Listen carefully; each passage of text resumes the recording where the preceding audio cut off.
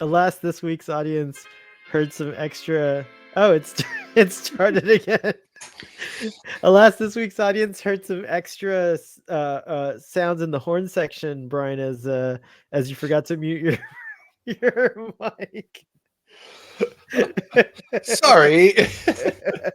But I thought it enhanced the. I want to post. I saw a comment, and thank you so much to I forget the name of your username, but thank you so much for I think it was something like Don or something. Dom. Thank you for leaving that comment. And could you let us know if the music's too loud or too low? Like, we're trying to get into the Goldilocks zone.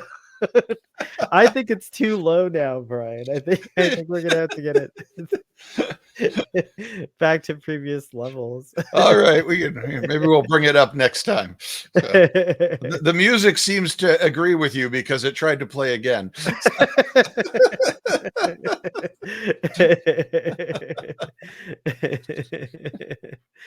I'm hoping that that it is really, it's kind of freaking me out that your username today is it's me honest. Because now I'm like, oh, wait a second, is it you? Where were you born? Gallifrey, no wait. Ireland. You'll notice I'm the 47th Doctor today.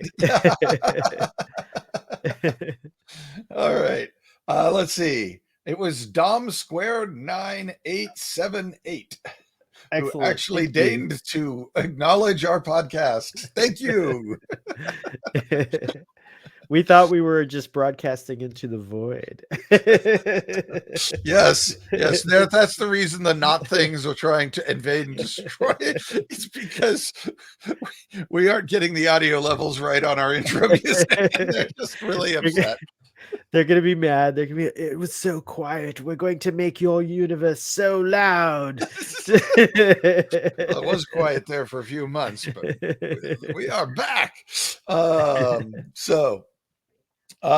Yes, it is great to be here again a week later. So, yes. And we've got another TARDIS episode, by which I mean totally awesome review discussion of interesting stories. Sadly, the other is not going to be able to join us. Well, I was able to make contact with him and assure him that the podcast was still being made. He says he's cannot talk or converse because he's trying not to think so that he won't be duplicated. That's a good idea, but how can he stop from thinking? It's just so hard. He's got some amazing powers. I mean, like managed to miss every episode of the podcast so far. He's the other Donna.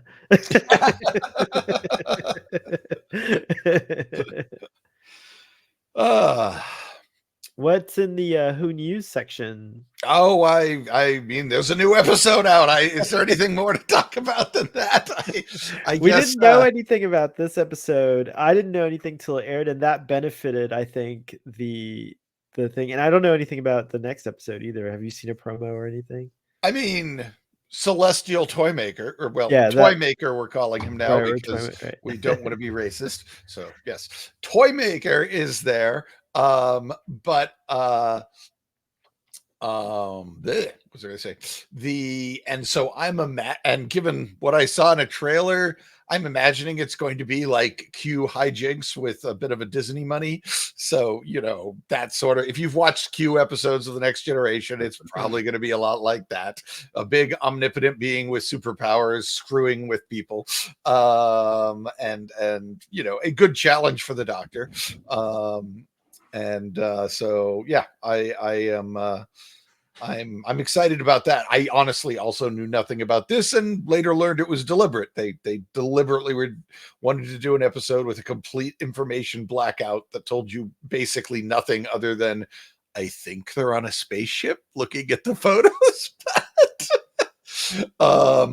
And that sort of, I don't know if backfired is the right word, but fandom gonna fan. So they decided that if nothing was being told, it must have Matt Smith and Peter Capaldi, and it must involve Gallifrey, and there was all sorts of crazy shit fans were coming up with about this episode, because they haven't announced any of the guest stars. There must be like huge guest stars that they want to surprise us with. The guest stars are going to be so big. I mean, they were big, but the stars were big, but they weren't really guests.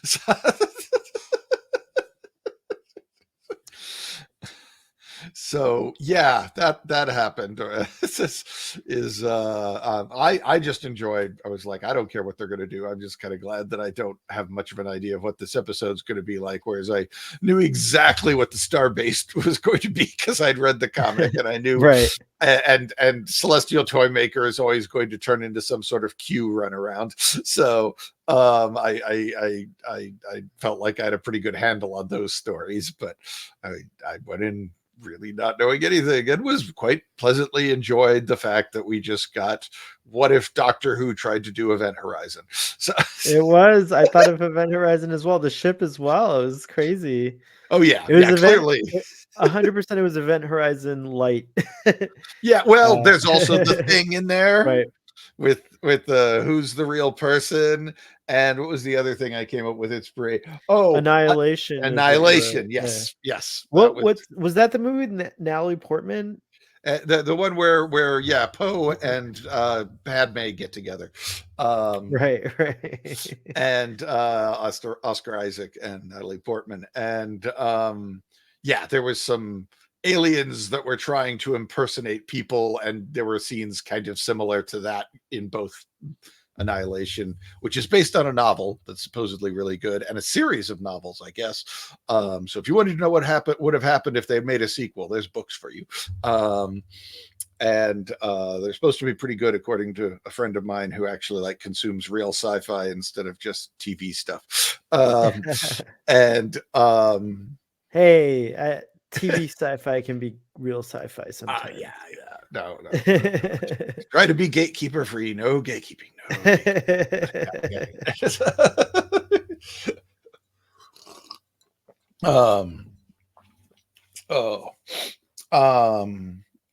But yeah, so lots of little inspirations there.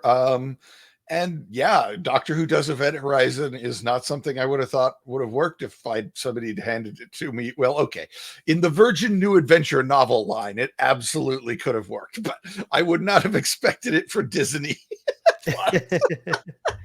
I don't know why everyone thought Disney Plus would somehow change it in a negative way. I feel like there's a lot of shows on Disney Plus. Yeah, Disney Plus has a lot of shows that are still edgy, and whenever they're especially like other properties like Star Wars, they don't mess with it. They kind of keep it has its own tab.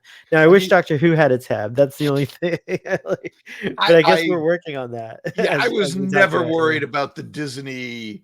Oh, we've got to make it kid friendly affecting Doctor Who, because 98% of all Doctor Who has already been kid friendly. It's really just that Virgin New Adventure novel line that is regularly hits solid R ratings. And the Sixth Doctor. The Sixth Doctor is really dark sometimes. Violent. I'm not even sure if dark violent, is that's the right word, but violent is Just kidding. Love the Sixth. That's my first Doctor. I love the Sixth Doctor. Are you kidding? But yeah. Alien violent. That doesn't mean it's bad, but it's just perhaps not suitable for kids. Yeah, exactly. I don't know if I ever choked anyone because I saw the Doctor doing it. You never tried to chloroform anyone, or it wasn't chloroform, it was something else.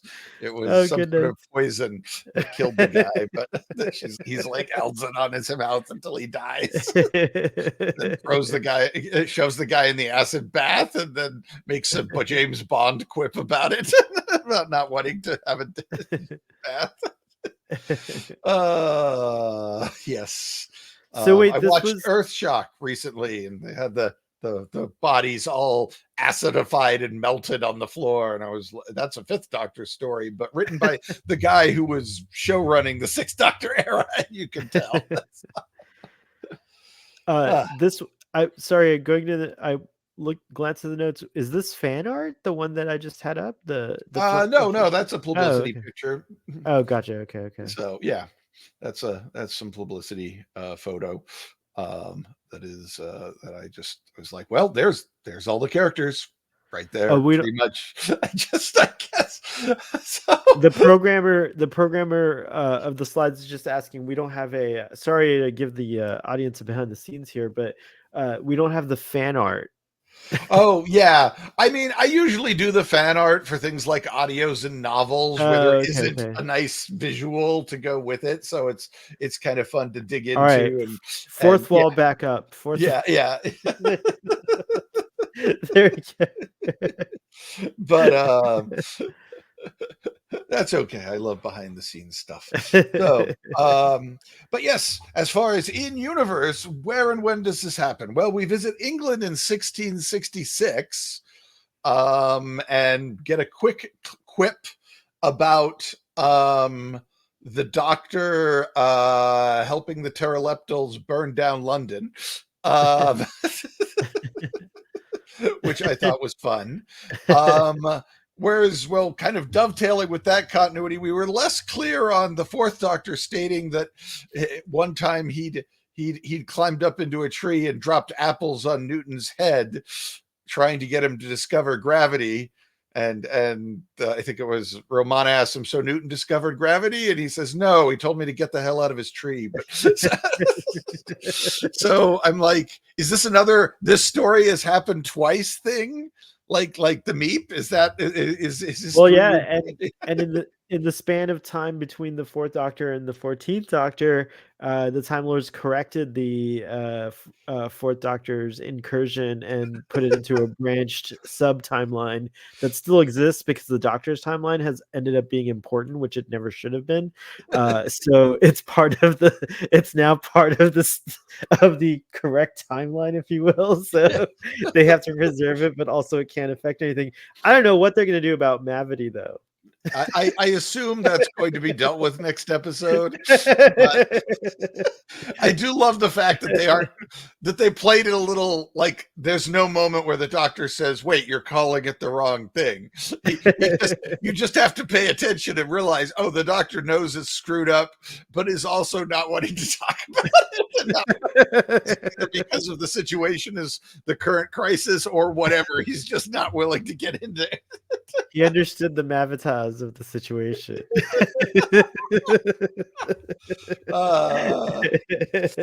So yes, I might be racist. I don't know. This is the first time where I thought casting an actor, changing the race of a character bugged me just a little in Doctor Who. Out of all the times it's been done, I was like, wait a minute. Newton was pretty white from all the paintings I've seen of him. I talked to a couple other friends who are of the lighter shades of skin tone, and I think the thing is that, like, you know, the thing is that, like, I think now we're kind of seeing what it feels like in a weird way. Like, I don't know. I feel like Russell T Davies is just trolling at this point, which I kind of appreciate because creating discussions like this, because for example, my ancestors have always been played by white people in either brown. So now I'm kind of like, we agree that was wrong now.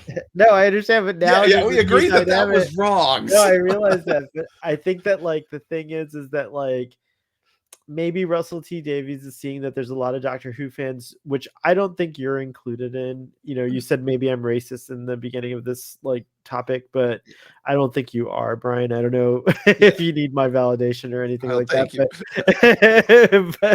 But I do think there are a lot of people who I think this is just an intentional FU too, and I think that's how I take it. But also at the same time, if you're gonna like have someone else play Sir Isaac Newton, it may as well be a hot Indian dude. So like, come on, it's like even the Doctor, who usually doesn't comment on such things, was acknowledging how hot Sir Isaac Newton is. I mean, I don't know. Have we reached the point where you could make a biopic about Abraham Lincoln and cast a black man to play him?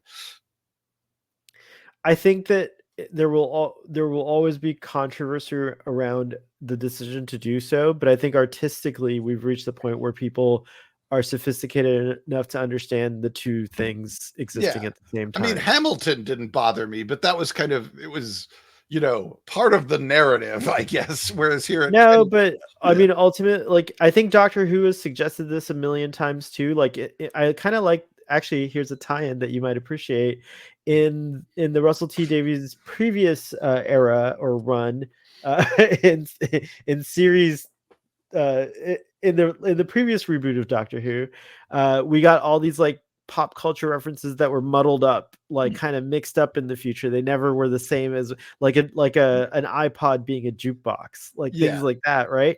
And you know, jukebox purists would be like, "What the fuck?" Like, people are gonna know what jukeboxes are well into infinity, right? They're never gonna call it an iPod, right? But like, so I think that also on top, that's one layer. So Russell Russell T Davies has always been kind of mixing it up in subtle ways. Now we're just getting a little bit more overt. But also, who's to say that like this isn't part of the to kind of like with any other show? There's like, okay, yeah, that was like you know there's a possibility that that you could say like, oh yeah, this is like a message. But in Doctor Who, time could have been changed so that Sir Isaac Newton is that person yeah, that we saw. And so there's no argument around the fact that that is, no matter what, whoever you yeah, cast to play him, whatever race they are, yeah, they could be Sir Isaac Newton in Doctor Who because time could have changed, and this is yeah. and I so on and so suppose forth. that's So probably the thing. I should that's probably what follow my own advice. My own advice is I see people complain about, oh, they didn't get this bit of real history right in Doctor Who. And my response has generally been, I don't think real history is an alternate timeline that is adjacent to Doctor Who. And just because, and you shouldn't make assumptions that what happened in real life automatically happened in Doctor Who. And when Doctor Who presents it differently, it's not saying that it didn't happen that way in real life. It's saying that in the Doctor Who timeline, this is how this event happened. And so I suppose I should just shut up and take my own advice. So I just hadn't quite thought about the fact that I already kind of have a whole rule set in my head about how to deal with these historical anomalies for all these other things. So maybe I should just keep using the rules I've been using, and then everything's fine. So thank you. Indeed. That's good. Hopefully it helps other folks struggling with the situation, because like, I get it. It's like there's like not a lot of great kind of you know things that are like, some things are just important to us, and it's not like there's no reason or rhyme behind it, but they just are, and you're allowed to have I'm that. probably partially colored by the fact that Big Finish did an audio where the Doctor was facing off with Newton, and Newton was played by my favorite man crush, David Warner, and it was amazing. He kept outsmarting the Doctor, and Newton, That's awesome. yeah, Newton is probably one of the smartest, so that we have records of, probably one of the smartest humans to ever live. So, if anyone could outsmart the Doctor repeatedly throughout an audio, it would be Isaac Newton. So That perhaps I being have said, too much of the David Warner Isaac yeah, Newton in my head. and honestly, as a cold open or whatever you want to call it, it was a good way to kind of like, I thought it was funny. Overall, it just was hilarious. Like, Mavity just cracked me, cracked me up so much. It was just like, and that alone kind of sets the whole idea of what's going on, like time is in flux. Not to not to skip ahead here, but there is like I like when Doctor Who gets really clever. Like I feel like Moffat was the person who did it the most previously, and I feel like this is a flex for Russell T Davies, and he's doing a pretty good job at it. Like I think the whole timey-wimey is working really well here. Yeah, I love the whole Mavity thing. I kind of hope Yeah, we pay it off a little bit. But I hope it goes if they on. want to Like I go hope, big and yeah, just use the word Mavity from here on out in Doctor Who for the rest of the history of Doctor Who, that would be amazing. 100%. I think so. I mean, I might I start don't know if using it would it. survive the next showrunner or not, but I want to see if I can use it enough so that like you start to like people just start saying Mavity. Like maybe something happened. Like maybe I've been saying gravity all this time, but it should be Mavity. yeah. I love that. I love that. Like we've been talking about Mavity for like 15 minutes. We're probably gonna keep talking about it throughout the show. And I will take a moment to pimp out a white Isaac Newton, just to say that the story is called Summer, and it's in the Circular Time box set, Big Finish box set, which has several Fifth Doctor, like 3 or 4 Fifth Doctor stories. I think 4, and all in one box set, and they're all wonderful. And I highly recommend Circular Time if you want some fun, delightfully light and entertaining Fifth Doctor Big Finish. But I would also be cool with, I've now got my head screwed on straight, and I'm fine with if they bring this new Isaac Newton back in the finale or in some subsequent episode when they decide to revisit the Mavity issue. So, but yes, right. I got a little off track there on space-time coordinates. The other place this story takes place is the no place beyond all places, the not place where the not things live, the void beyond the edge of the universe, which we have visited before in Doctor Who. I wondered because it didn't feel like it was the first. I don't know. It felt like something I remember talking or hearing about. I don't remember Yeah. seeing it on the show though, right? We've never not in the No, newer, not the newer, yeah, anyways, right? it's kind of been there. Oh, But okay, okay. there's actually a whole lot of the idea of, hey, let's go beyond the edge of the universe has showed up quite a bit in the expanded universe. Most of the time, it's just stuff on the edge of the universe as opposed to actually going beyond into the void beyond that. Um, the TV show most famous, in my opinion, most famously hit the edge of the universe with the episode Planet of Evil, which was a planet on the edge of the universe. And it had all sorts of the minerals on this planet and the creatures in this universe were all made up of antimatter. But when I say antimatter, I don't mean like what scientists think of with antimatter as in some sort of not matter. Like literally, if they'd called it not matter, it would have made more sense, Oh wow. because you kept waiting for stuff to explode and it didn't. Um, but this material and these creatures and these crystals and this planet were all partially composed of not matter, we'll call it, even though they say antimatter. And it had all these wonderful spooky effects. And they had one of the best classic Who alien planet sets ever made, which sadly they only use for the first episode and a half, and then they spend the rest of the time on a cheap spaceship set of the story. So the other 2 parts, but it's pretty good. It's pretty good. I like that one. That was the first Doctor Who I ever saw. And then more on the point, the 4th Doctor in the episode Underworld, which Russell T Davies has actually acknowledged in an interview. Russell T or the Underworld, which was written by the Bristol boys, Bob Baker and David Martin, who invented K9, has the TARDIS drifting out into the void and encountering a spaceship crewed with the minions, who were people who were basically survivors of Gallifreyan colonialism.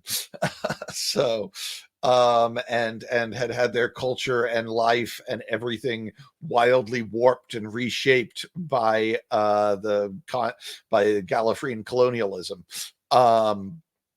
and were still trying to put their society back together after the damage that was done. And they were basically also a giant a rip off of the Jason and the Golden Fleece quest. And most people hate that story. I saw it when I was like 10, and I love it then, and I love it now, and I love Bob Baker and David Martin scripts because they're so gonzo crazy, and we are absolutely covering Underworld at some point on this podcast, probably sooner rather than later. But yes, that was another one where they get out into the edge of the universe, and I love that this story, Wild Blue Yonder, gives us a bit of explanation as to how the universe can have an edge when all our modern science says that's impossible. And it's complete techno babble, but at least it's something you can hang a hat on, some sort of Cambodian flat mathematics or Camboolian flat Cambodian flat mathematics. And I just like the fact that, okay, see, again, this, the Doctor Who universe, it does have an edge. We just haven't gotten smart enough to figure out where the edge would be or how to find it. So that was another good take on that that I appreciated, and now Underworld makes more sense. Yeah, I also like the fact that Russell Davies was like, I'm going to do my own take on Underworld.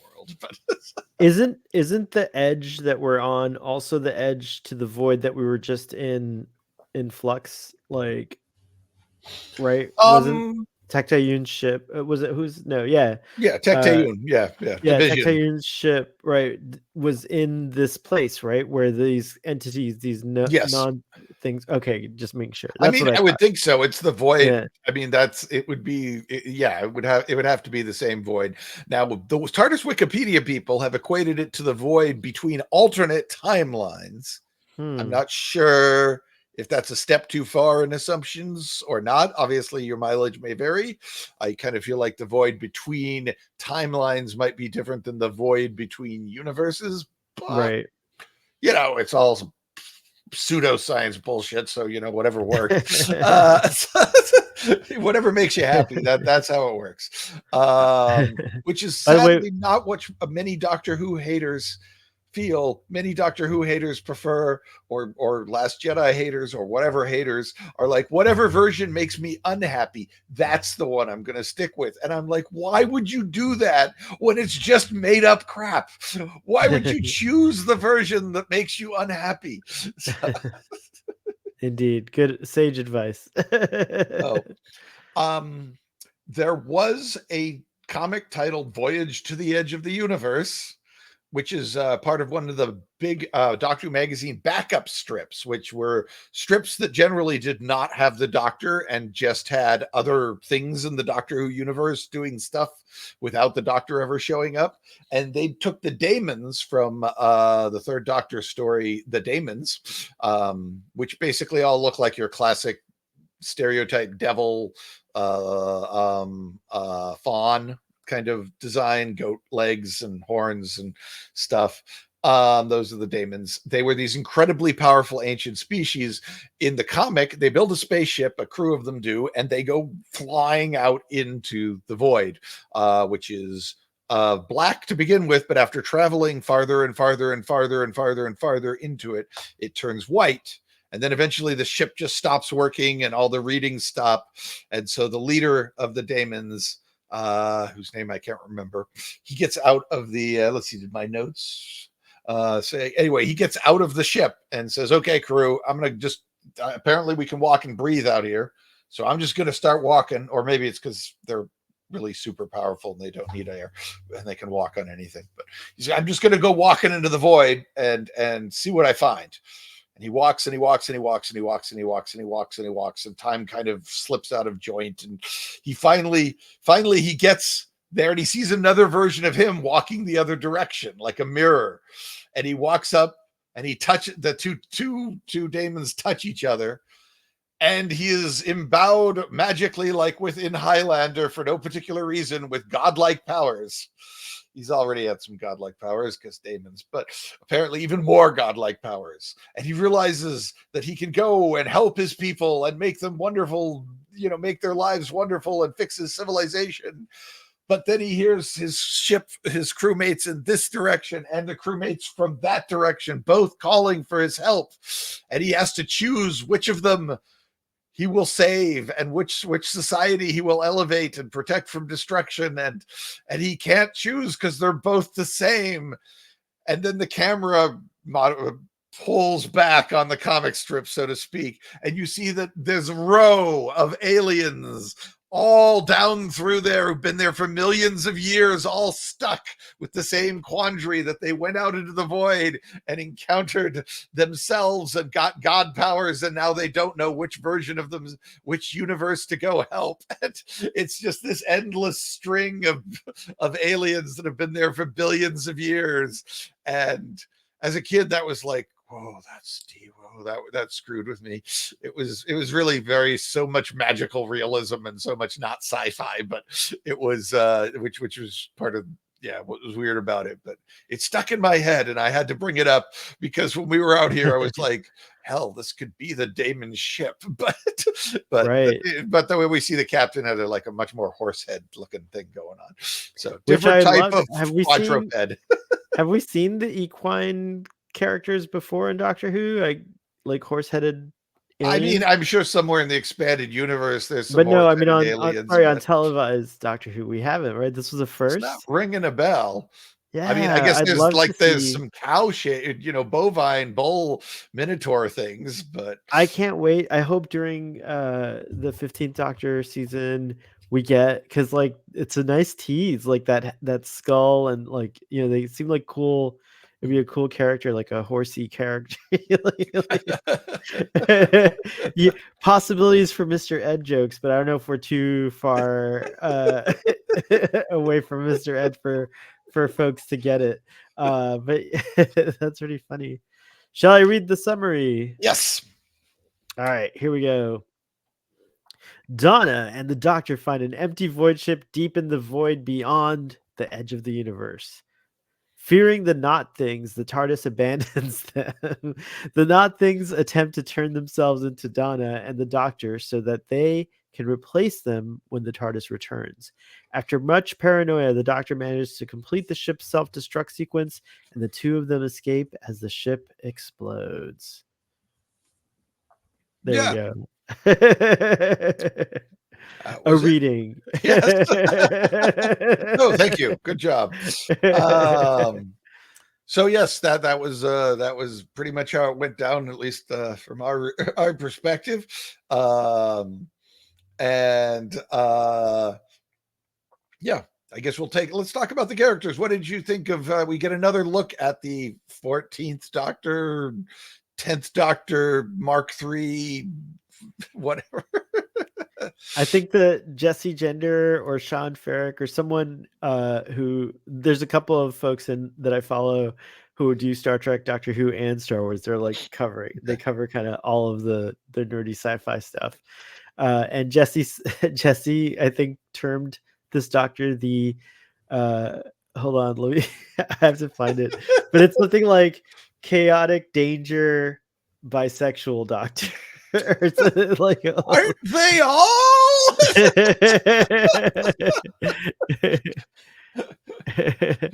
Are there any non-chaotic, non-danger, non-bisexual doctors?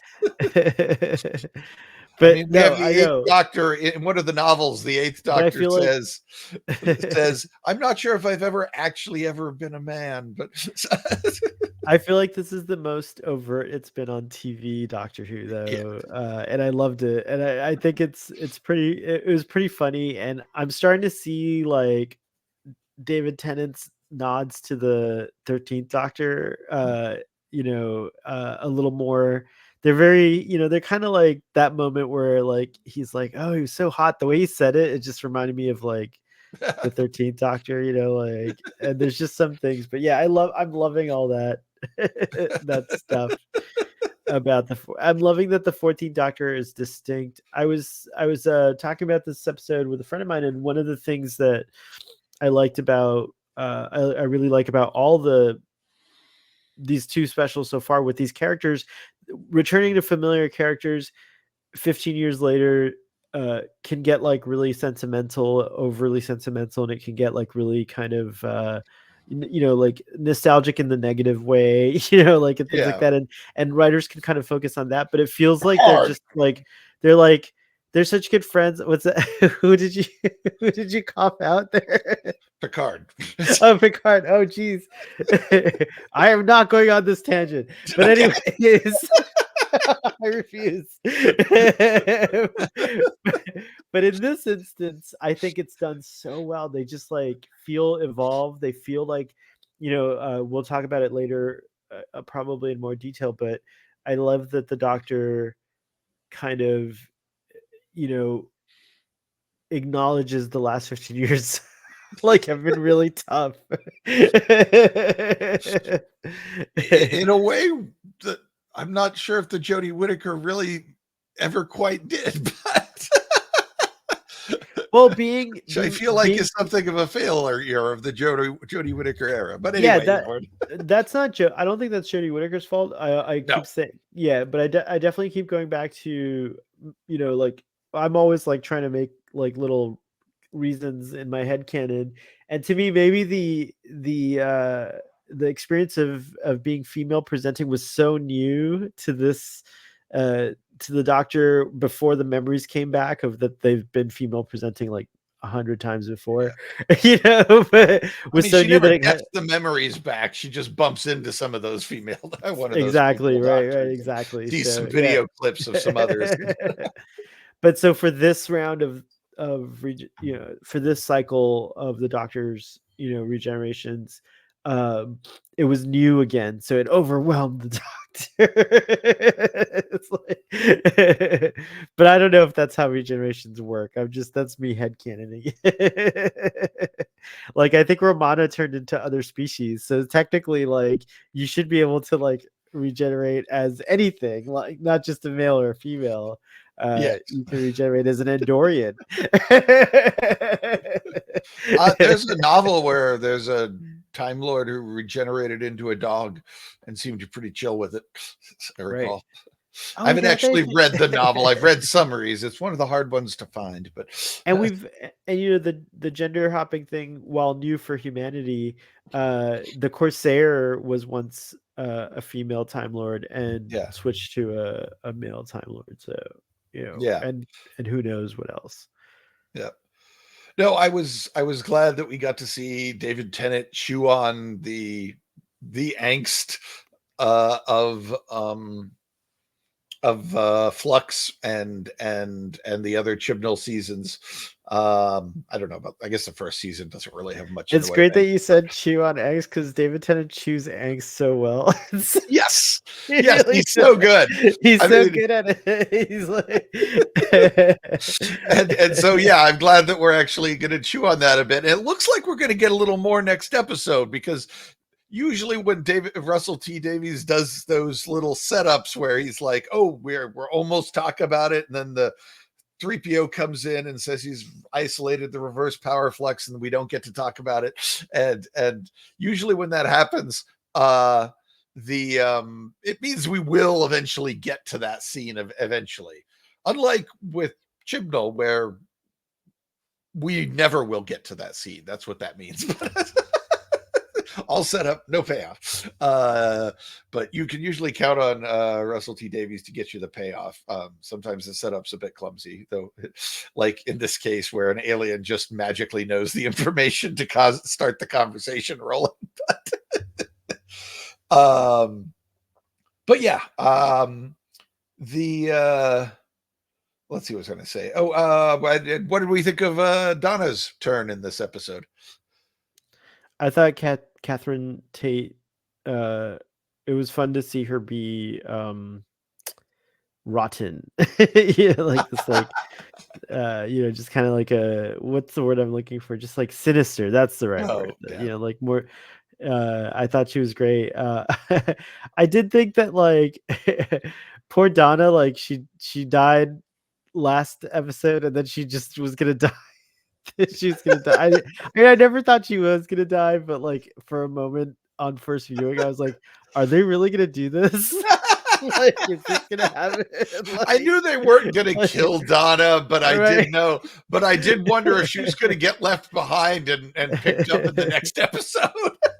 I did think that did cross my mind. Are we going to have to wait till the next episode before we get the real Donna? Both she and David Tennant are delightful 15 years later, and they're both evolving the characters. Their performances are showing the story of these characters, what they've been through. I do think that Donna is like, I think that Donna, there's something going on. I don't know. There's like something up with her. She's like kind of focusing on losing her like her family waiting for her. So I'm afraid that she might actually die. I don't know. Weirder things have happened in Doctor Who, like and the toy maker supposedly is doesn't mess around. Like Oh yeah, Q, who he's like, you yeah, season 1 Q. So yeah, but even Q killed Tasha. No, sorry, not Q. Killed Tasha, was gonna kill Tasha, put her in that penalty box, and would have killed her if it yeah, weren't for so. and It was Armis who ended up getting the actual killing Tasha. yeah. Oh, what was I going to say? I kind of just ruined the episode. I just had an idea for a better ending. At least I think it's a better ending just now. For this episode, Yeah. than seeing Wilf, or than the No, the no, no, no. whole. The Wilf thing is Oh, fine, but I okay. no, the how do we deal with the not things? Oh yeah, let's hear it. Let's hear. This is I think possibilities section. I think we should have done a bit like Matt Smith dealing with that son that was draining his brain. That they said, oh, okay, you want to be the doctor, huh? All right, here it is. And encourages Donna to do the same. And this, I mean, the simple fact of the matter is if they replicate them completely, they will be nice people. Which would And be I really think that would have been bizarre. a more fun resolution of the look, it's Doctor Who does Event Horizon, only the Doctor just leans into it to the point where the aliens become perfect duplicates of him, and therefore they are nice people of him and Donna. That's a very very nice kind of thing, but I wouldn't have been scared out of my wits in your version, and I like Well, that. you could have still had all the scary stuff leading up into the end where No, they I like realize that they they're can't. still out there. They're like uh, sinister, and they're still there, no, and they no, it might would have come been back. No, to me, that's the, the, way the, more. the idea That's of, way. I mean, first they kind of blew them up, and though admittedly they're probably not something you can kill, but Yeah, so let's just uh delayed them or scrambled them around or whatever. Like atomize them, and they'll just they'll yeah, eventually be not a thing anymore yeah, again. they're not alive, so you can't kill them. Right. They're not physical, so you can't blow I them up. They're I not. liked I like your ending, and I think that's what would have happened had they gone that route. But the thing is that even though it was slow, they only had like a limited amount of time left, and the not things were bent on getting off of becoming things Yes, and yes, get but they don't really understand how things work. So it would have made this is good. perfect sense that they would have completely hoodwinked themselves by Yeah. trying so hard to duplicate them. The other less interesting, in my opinion, idea that occurs to me is you just have the Doctor is such a complicated thing that they literally sprain something trying to duplicate him completely, and like it just causes them to blow up or something because he's too complicated. But I don't think that's nearly as fun as the idea that, oh well, now that we're the Doctor, we don't want to destroy the universe because we kind of like it. And Yeah. so Yeah. I do that think could have that would been, have happened eventually. I think that they would have, let's in a dark alternate kind of thought experiment, like had the not things replaced the Doctor and Donna and gone back into the universe as them, they would have encountered the people that they know, and they would have seen like who, what I mean? Like it would have been hard for yeah, them to. I guess I, So it would have been an interesting story though, because the thing about the not things is that they did have their own consciousness. They're like unique from just becoming. They're not just becoming the things. They do have an agency of their own. They just Yeah, want to be something that they're not. It's like a weird, they want to be physical because they're yeah. not that at all. So I don't think that to me, I like this. It's just way creepier. And I I mean, like being yes, creeped out by it is Doctor the Who. traditional scary monster. Yeah. It's It's more and you complicated can than see that the whole though. thing as some sort of commentary on online culture, people just absorbing all this culture from a distance without actually living it or experiencing it, and it just turns them into horrible people. Um, and but I also feel like when people complain about immigration issues, I'm like, they want to be Americans. Why are you stopping them from being Americans? Oh, but Why are you stop? What? So same thing. Why are you stopping this alien from being the doctor? Why wouldn't we want more doctor? Why is this a bad thing? Why do we have to frame this in a negative sense it's that they're because of that extra that so far they've shown they've become like 90% the Doctor, and they still haven't, shown any sign that like, so do you want to risk getting something that nefarious to 100% powered up Doctor level and still have those nefarious I mean, thoughts if and you like if you those fill them up things? with doctor, then they can't help but be the But doctor. what if you but this is beyond Time Lord knowledge. This is beyond like understanding of physics. This is like a being that like could, like, even Donna says it later on. I'll use that as like kind of a reinforcer, which is that, when the Doctor inquires as to whether she remembers the last 15 years or not, she's like, no, it's overwhelming for her human mind, but for whatever the not thing's consciousness is, it had no problem like seeing everything. Yeah, It because it was going to become like, even the Donna version knew everything because it had just linked with just the memory of the link with the meta crisis and stuff. So I think that I think these are beings that are at the level of the beast, uh tied up in, what was that, a the beast Satan on pill, what yeah, bitter pill, bitter the pill, bitter, crop yeah, door, the yeah, Satan pit. yeah, Uh, the Satan pit. Thank you. I was trying. I think these things are on that level, in terms of what they are, and I think they would overpower the Doctor easily. And you don't want them having his knowledge and getting out there. It's like, I don't know. Yeah, To I me, guess it on reminded a me of like it Suteck, is like, scarier. I mean, it's a fictional science fiction thing, so it does whatever you write. yeah, However you write it, that's how it works. right. There's no way to argue from a point of view of, oh, look, real science I or real also, history says, no, it's how yeah, it works however you want it to work. So it's just a question of what's more dramatically satisfying. Yes, it's scarier your way, but from a point of view of society constantly being terrified of the other that's out in the darkness that wants to come in and take their stuff, I almost kind of feel like, the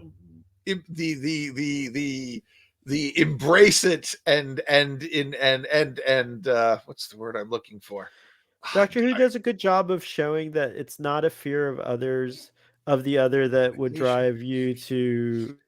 Integration. Yeah, integration. That's the word I was looking I for. think I think what it is like, it's showing that the real life, in real life, you have, you have like, this fear that comes from like violent people in that group that you're afraid of or whatever, right? Yeah.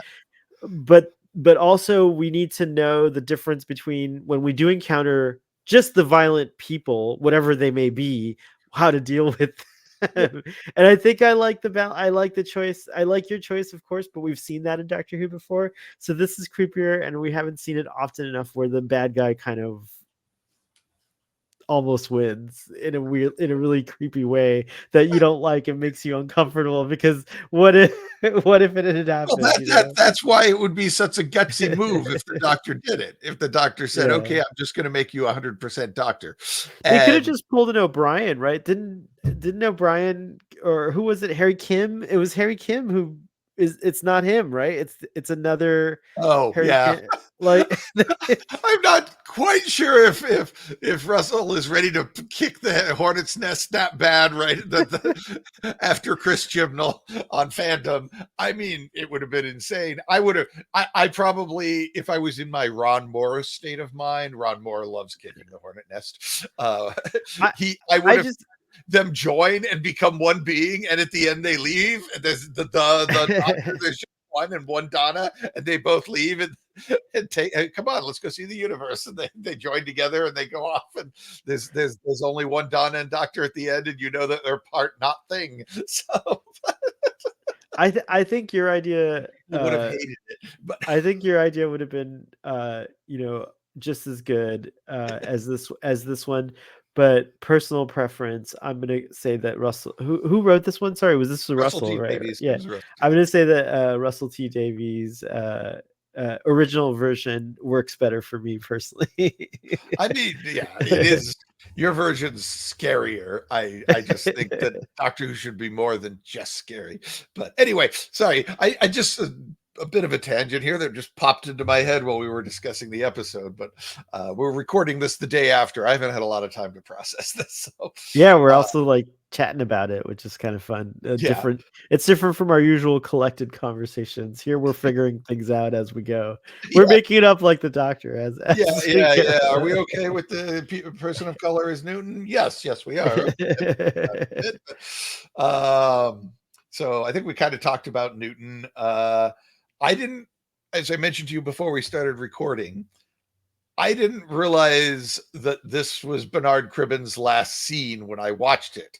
I knew he was, passed on, but I figured he was going to be in the Giggle next week's episode, and so I watched it and enjoyed that, and enjoyed seeing him, but was also kind of very much looking forward to whatever he was good, whatever his cameos or short scenes that they'd written for him next episode. And it was only when I started researching for this podcast that I found Russell's statement about, oh no, this is all we had time to film before he got too sick to film anything else. And so, which makes sense now that in retrospect, that's why the dedication is on this episode and not the next episode, because he's not going to be in the next episode. Um um but yes, that makes me sad. I loved Wilf. Everybody loved Wilf. Okay, Yeah, I he know was one great. person who was like, what the heck is this Wilf character, and why do they keep saying I have to care about him? I just want to watch the Doctor. But one person in my whole life I've ever met who watched Doctor Who and didn't like Wilf. So everyone else agrees with me that he's wonderful. Yeah, I really love Wilf the first go around, and I always thought, how cool is it that like, you know, Doctor Who has always done a really good job of having older performers and younger performers, and like, kind of like being just I always like that there's like good generational representation. Speaking of representation in Doctor Who, as well as all the other representation that matters to, humanity. But aside from that, he's just he was in classic Doctor Who, and so it's cool that he got to come back and do more Doctor Who as a performer. He was great. I loved his that. I just always think of him as like an example of someone who the character Wilf now. Bernard Cribbins, I don't know his work as well as maybe some Bernard Cribbin fans might, but as far as Wilf, the character, what I loved about him the most was just like how he never gave up, and that's what we got to see his last scene as, is that he was waiting there for Donna, like Yeah, he never, like that's like the kind of yeah, thing yeah. that it's like, yeah, it's really beautiful. Yeah, yeah. The world is going to hell. The rest of the family is in hiding in a bunker, but Wilf is out where he could get attacked by the craziness and madness at any moment, just so that he can immediately deliver his message to the Doctor, and get him on the task. Admittedly, he probably would have figured it out in about 10 seconds later, if even if Wilf wasn't there, but he's there. He's trying to make sure that they get his heads up as quickly as possible. So, Yeah, um, totally. so that was kind of if you have to have a last scene, that's not a bad one. That's So not a bad one to have. I am sad that, I think maybe the original intention was to have him in the next Yeah, episode, yeah. so yeah, I'm sad that we don't get that, but it'll be it was nice to when you're how old was he, like 93? Like at that Oh, age, it's yeah, every day is like a you're on borrowed time, as a friend of mine likes to say, who's 94 now. yeah, And so every day is kind of like a good, it's good if you wake up. yeah. As George Burns would say, every morning I get up and check the obituaries. If I didn't see my name, I'd have breakfast.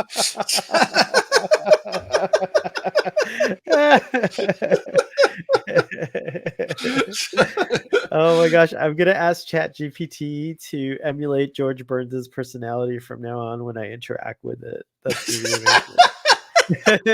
amazing. uh, um, but yeah, it was great to see him. It was he was a wonderful addition to Doctor Who, all the way through, and I like that we could do older companions. I liked Graham. I liked Evelyn in the Sixth Doctor era. She's fantastic. It gives me hope that I could be Shooty's companion next season. Yeah. Like, it's like, let's do it. Come on. I'm ready, Shooty. Yes, yes, I'm yes. ready for the We could sit there thinking we're still not too old to be a Doctor Who a Doctor companion Who or even companion. the Doctor, but It's true. And maybe I could even be a romantic interest for the 15th Doctor. Who knows? Finally, finally the companion that cracks the Doctor. Well, no, actually, sorry, Yaz got to do it. Yaz got the credit to right. Wasn't that first kiss?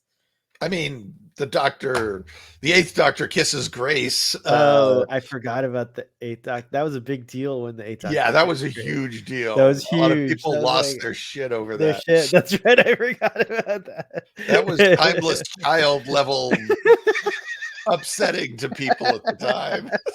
Oh my God, the Doctor kissed somebody. Did I tell you I met Daphne Ashbrook and we had a connection? Like, it was such a Oh, wonderful. I cool. love Grace. Grace is one of my favorite companions. I And met, I met Chang, I hung out with Chang, the guy Yiji Tso, who played Chang Li. oh, I hung out cool. with him on a Doctor Who sea cruise. That was he was a trip. There are Doctor Who cruises, like the Star Trek cruises, that are like, Not a. It oh was a wow, regular sea cruise with like 20 Doctor Who fans and 3 Doctor Who celebrities who had reserved tables together, oh and that's they right. kind of Okay. just. I mean, so it wasn't like the whole cruise ship was dedicated to Doctor Who, Well, but yes, it's a and matter they're of time. still I feel doing like, them, by the way. Yeah, oh, yeah, sci-fi sea cruises. Check them out. I went on 3 of them. They were all fun. Got to. I'm all about, we don't have enough river cruises in the United States. There's lots of river cruises in Europe, and I think river cruises need to be a more of a thing in the US. Maybe you could do a Ah, Mississippi river yeah, I guess I cruise. haven't even really thought about river cruises as an American. Yeah. I'm like, what's a river cruise? Okay. I guess that's what, like Mark Twain or something, I guess.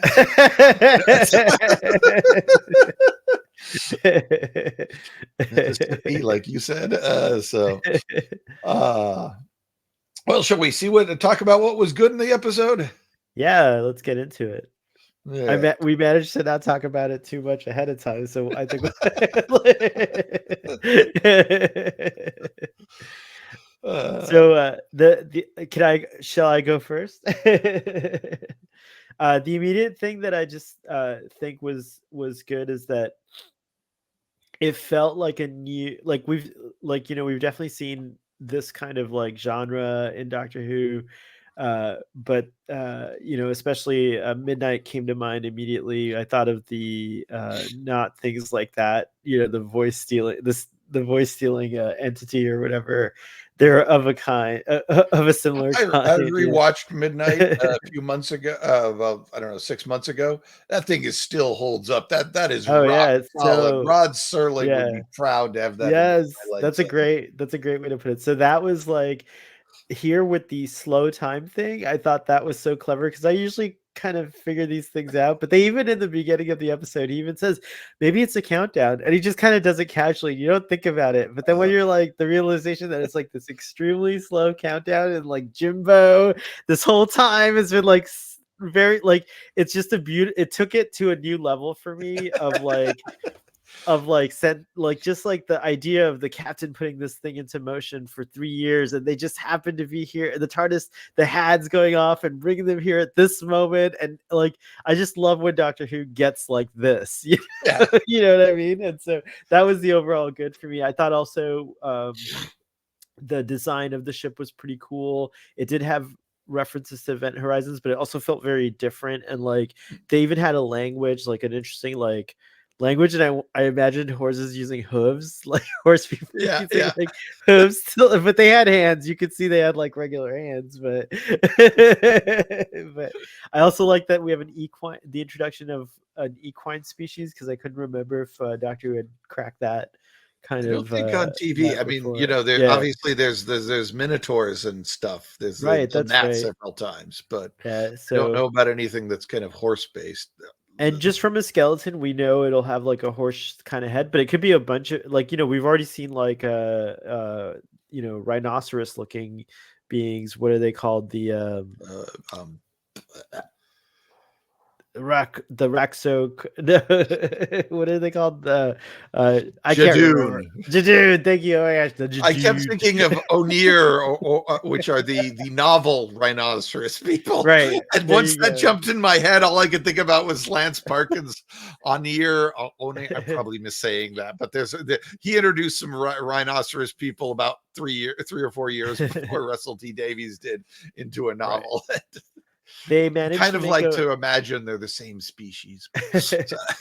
And the other thing I wrote down was they managed to make a bottle episode seem really big, which is something that, I feel like is really cool. Like especially the effects work. I'm sure someone's gonna go in and like find all the little nitpicks, but upon the first and second and third viewing, I thought it held up really well, especially the first reveal of the arms and like that weird distortion, those ghastly forms. I really Yeah, thought that was so well done. It was like freaking me out. Like, yeah, hide behind the couch level freak out. I don't know why that kind of body horror really freaks me out. But like even when they were like gigantic and like, the eyes were like not quite right. And like they're like able to kind of gallop and like they don't like move quite like humans, it was like really bizarre kind of horrific imagery. And I think that like the first go around, you couldn't Russell T Davies and the budgets and like the technology even that was around back then and accessible to TV productions wasn't quite.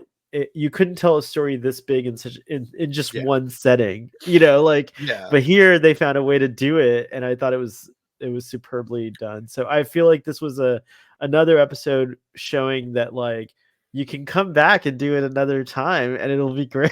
It can be great, like you can do it. It can work. So I liked it. Yeah, no, it was a great story. I think I found it, yeah, more interesting, or at least better Doctor Who than Star Beast, just because I I think this is what I like Doctor Who's, when it's just really being batshit crazy and doing really weird stuff you've never seen before. Um, the And it was creepy. It was yeah, wonderfully creepy, and for a PG, and still managed to maintain a pretty solid PG rating despite being very creepy. The body horror is the sort of body horror that is PG. So it's PG body horror. So that's kind of They just impressive got to to the even be make edge. that sentence work. Yeah. Just making that sentence It's work is a feat. So Well, it shows that like you don't really always have to show, you don't have to cross the line because the imagination's so powerful. And so yeah. like, since we've seen so much body horror, we can kind of imagine it going further, which is fine for, the Well, the I mean, the I fun. like the idea that they're just kind of putty people, and they Yeah. have those problems and stuff. It was just as creepy as it needed to be. Yeah, that And reminds me you're of right. the almost people too. Yeah, it was Yeah. like that kind of thing. They And I was thinking about it. I'm like, you couldn't really do this with a lower budget because so much of the episode is the creepy special effects of the people. If it was just them walking around looking blank faced, then it wouldn't be nearly as interesting. And obviously you don't want to make it the Thing for Doctor Who on Disney Plus, so you can't do that kind of body horror.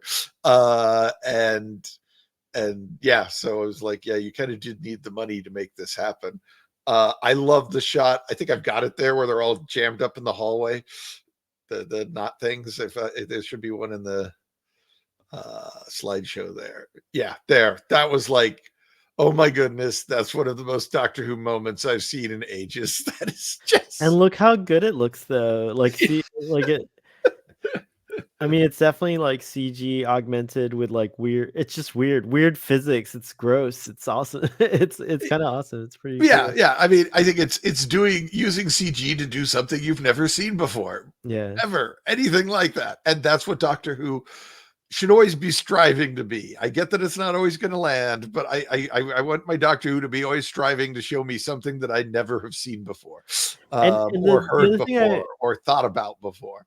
and it was just they had such a good the story was good enough that like also, there's of course you're like in the like it's all CG, but somehow it was at the right level where we saw enough of these these wide shots weren't long enough to like really pick at it too much, so Yeah. it kind of worked beautifully with the close-up shots that they did, so the production value has gotten really good, and so is Russell T. I mean, he's had 15 years to like perfect his craft and the production people that he works with and the company that if I'm not mistaken, this is his production Yeah. company Yeah. that's doing this whole thing. So this is all his people that he's like met over the years, like, and that work with him on a regular basis. I think they're doing a great job. Yeah, no, it looks amazing. And honestly, even if this shot hadn't looked quite as good, I still think it would be wonderfully powerful and evocative. Just because it's still nothing you've seen before. So if it wouldn't be the end of the world if there were some slight matte lines or something, because the point is it's not bad matte lines on a dinosaur when you've seen dinosaurs done without matte lines. It's bad matte lines on something you've never seen before, and I feel that's worthy in of itself. Of course, I watch classic Who and love it, so I'm perfectly willing to just accept that this is a symbolic stand-in for something else. But yeah, that is, and they kind of dial back the special effects as it goes on. They hit it really hard at the front end, and then they're mostly just kind of running around chasing each other after that. But yeah, that was just creepy as hell. Yeah, just amazing. And the other thing I liked, it's a really good balance between weird, confined two-hander, just got these two actors bouncing off of themselves in a mirror. Forget, do I have a mirror in here? Anyway, wanted to hold up the mirror and put the two fingers up, but I can't remember which. I think we can invite ourselves to the stream like another 2 times, and then there would be duplicates of us. But oh, you should have told us that before we started. I would have absolutely done that. Oh, that would have been amazing. All right. Shoulda, woulda. Okay. But yeah, it's a really good, okay, it's this really confined small thing, but it's also spending all this money to be this really big thing. And they did a really good job of that. I mean, when you handed Russell T Davies more money, I thought, we could just end up with a bunch of stuff like Star Beast. Oh, look, there's a gunfight and there's crashing spaceships and a full-size spaceship set and this and that and all the stuff that they usually do with those big budgets in science fiction. And it was kind of nice to see, no, I found something different to do with the extra money, something that is small and also big. So yeah. The other thing I loved about the episode was that we get to see that the Doctor is still struggling to come to terms with his origins, his the whole timeless child backstory, and the fact that he's an orphan and was adopted / kidnapped. And I like that like I like that it didn't end because the 13th Doctor dropped the watch into the TARDIS and walked away. That was like, oh no, she's just going to ignore all that. No, it's still rattling around in the Doctor's head, and still weighs on them. So I thought that was a really nice touch as well. And yeah, those were all the way around just a great episode of Doctor Who, doing what Doctor Who does best, the sort of thing that you probably couldn't get away with in Star Trek. So and certainly would never do in Star Wars. I agree. I was on mute again and I didn't realize it. Shall we talk about the bad? Yeah, sure. Right. I feel like maybe the bad is that, because I find this episode to be almost note perfect, so I'm trying to find like something to nitpick at, or maybe, but I come to think of it, the only thing that maybe I would say is bad is that I feel like I agree with Sean Ferrick over on Trek culture, Who culture, sorry, Who culture. He did the ups and downs for Ellie Littlechild today, and one of the things that he said was like, Donna's kind of like her moment where she's like thinking, they'll move on from her and they'll never get back. That was kind of like contradicting her otherwise very like optimistic and like, kind of like, let's like, especially in the beginning of the episode, she's like, well, let's kick ass and like, figure it out. So she was kind of like maybe back, kind of like stepping on her own kind of optimism there. So that's about it. There's like little things like that where it does harken back to the theme that you can believe two things at once. That's true. Good point. So yeah, I'll take that as like a solve on that conundrum. Yeah. So yeah, then I can't find any bad. Right? You nixed my bad. So there you go. I guess. And come to think of it, humans are like that. We are like that. We can be of two minds, and that's why that expression exists in the first place. Yes. And actually, science is proving that we do have two minds. People whose right and left hemisphere are cut off, the right hemisphere makes its own decisions, and the left hemisphere makes independent decisions. When they don't communicate, the language part of our brain dominates over the other part, but when they don't communicate, the other part has to figure out life and starts to develop its own unique mind. It's crazy. Well, I mean, there's definitely this language part thing that is the consciousness, and then there's the unconscious or subconsciousness that is absolutely doing stuff. Yeah. The conscious mind is not doing. But it goes further than that. When you when you literally sever that connection between the two hemispheres, you get two brains. Like they just talk differently. They just communicate differently. It's crazy. Yeah. But I mean, even you and I, like I'll get up and say, oh, I'm going to go get my food out of the microwave. And then I'll start thinking about Doctor Who. And then I'll find myself standing in the kitchen and I've opened the cabinet door next to the microwave and I'm looking at all the plates. And I realize that there was a part of my brain that was trying to finish the job, and it knew it was supposed to go. It walked me all the way across the house into the kitchen, up to the microwave and the cabinets next to the microwave, and knew it was supposed to open something, and it opened something, but it opened the cabinet next to the microwave, and it was just like, all right, that's all I got. I'm doing my best, but I'm only the unconscious. I can't figure out the details quite as well on this stuff. And then my conscious mind will finally focus on reality again and say, what am I doing? Oh, yeah. Okay. So, yeah, so there's definitely this other mind running around and they're doing stuff. And if you watch carefully, it's doing stuff all the time. There's all sorts of little, especially routine, ritualized things that it will finish for you without you ever thinking about it consciously. Um, and so, yeah, it's absolutely got this other brain in there. And that's before you get into ambivalence, emotions colliding and pushing you in different directions and stuff like that, which can happen in your conscious mind. Let's see.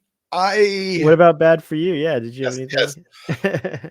I do not like the trope of where there's an issue between two characters and they're about to talk about it and then somebody comes in and interrupts. I hate that trope. It's cheap. It's I know it's used all the time, but that's probably part of the reason I hate it. It's just this it's being afraid to tell the story that's actually going on and instead deferring it. It was probably my biggest gripe about Chibnall. Is this kind of, oh look, well, we're almost going to get somewhere on the plot line we all want to hear about, and then something gets in the way, and we'll just keep deferring the storyline you want. And it's weird that I'm a Doctor Who fan because the original writer's guide for Doctor Who in 1963 was literally the Doctor will occasionally drop hints about him and Susan's past, but then there will always be an interruption from the main plot to prevent them from following I up was on gonna details. say, I was gonna And say, it's and like, that literally that was the format. You were supposed to constantly tease the audience and never give them answers, and the teases shouldn't even fit together. The teases should be deliberately contradictory so that you can't figure it out. And I'm like reading that as an adult going, motherfuckers. just really. So I'm glad I got into Doctor Who after after War Games had come out and they had established some sort of background for me to hang on to. I don't know if I would have been nearly as big of a fan if I had nothing to hang on to when I first.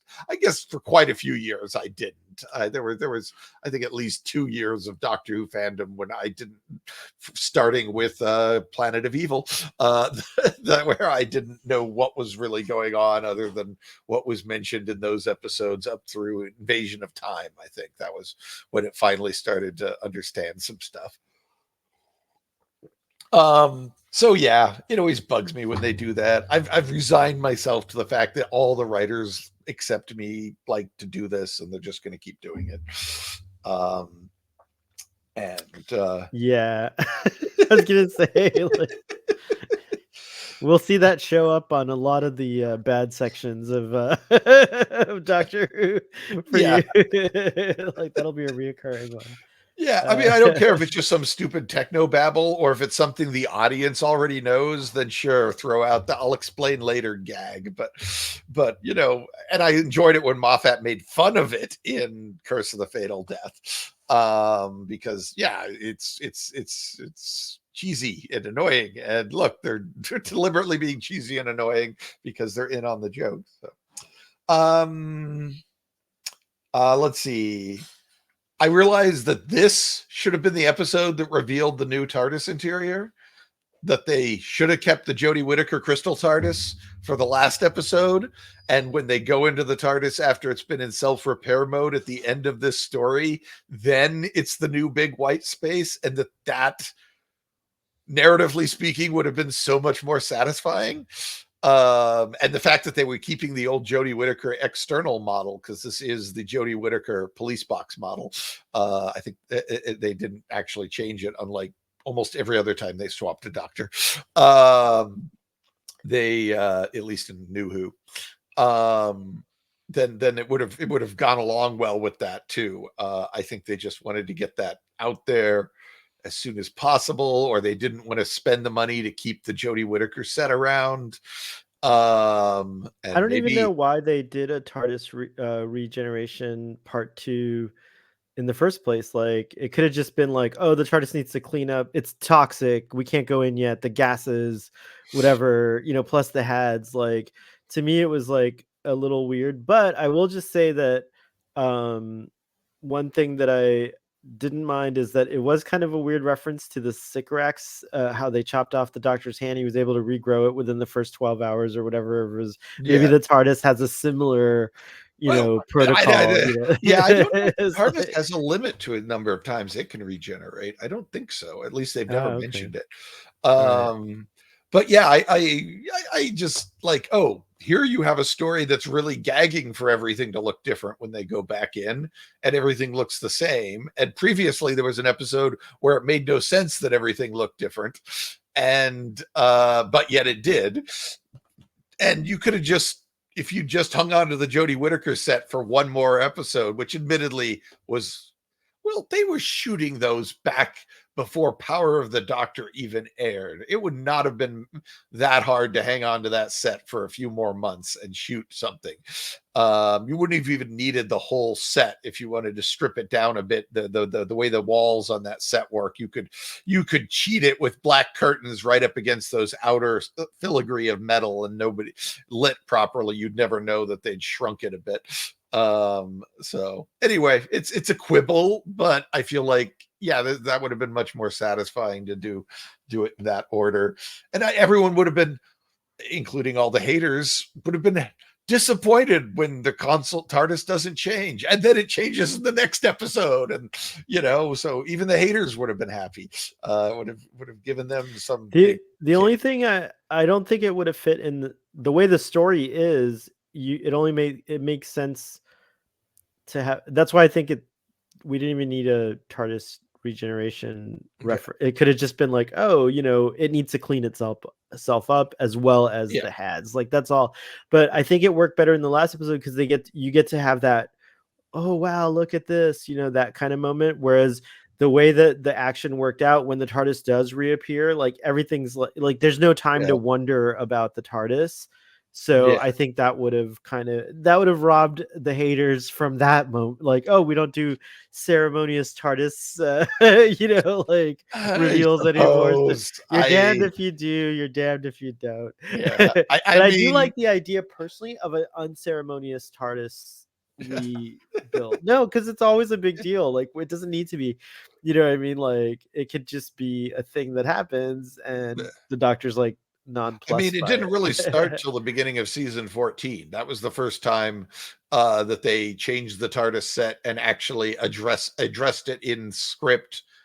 I guess there was a throwaway comment when the second Doctor in the Three Doctors, the second Doctor comes in the TARDIS and says, "Oh, you've been doing the TARDIS up a bit. I don't like it," and then they just move on, and that was it. Whereas they actually say, "What? This is a completely different console room, Doctor. How did it change?" and everything. And in season 14, well, not exactly. They actually say, "Well, this is a different console room down the hall." But whatever, it's still like a thing that happened in the narrative that it changed, and why it changed, and how it changed. And then, yeah, I guess the other bad was Wilf makes me sad because he's dead, and Bernard Cribbins is dead, and it's sad, and that made me sad. And I don't think I was supposed to feel sad at the end, and now I'm even more sad because I know that's his last scene. I thought I was a little sad that we were seeing his last work, and but it was like, oh, this scene is his last work. That's all he did. Okay, so it's natural to be sad, but I think it's a sadness you can bear because it's such a nice thing to have him in it, however long. So, got some wibbly wobbly comments. Yeah, I guess like Mavity is the biggest example of wibbly wobbly from this episode, and I loved it. So again, they need to just use Mavity for the rest of Doctor. Never go back to gravity. Mavimetric particles, Mavitron waves. Yes, all of it. Like it needs to be a thing. It's gonna be great. Try. They could redo the speech from Silence in the Library or Forest of the Dead or whatever, where he's talking about how tragedy and death gives things gravitas and saying gravitas. Navitas. Yeah, that's the biggest timey-wimey thing. But also, as we talked earlier, just even the unexpected,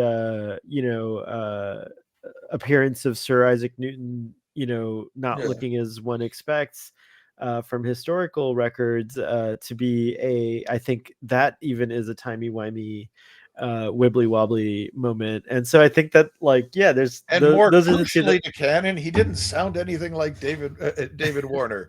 right, exactly. There you go. So yeah, I loved all that timey-wimey stuff.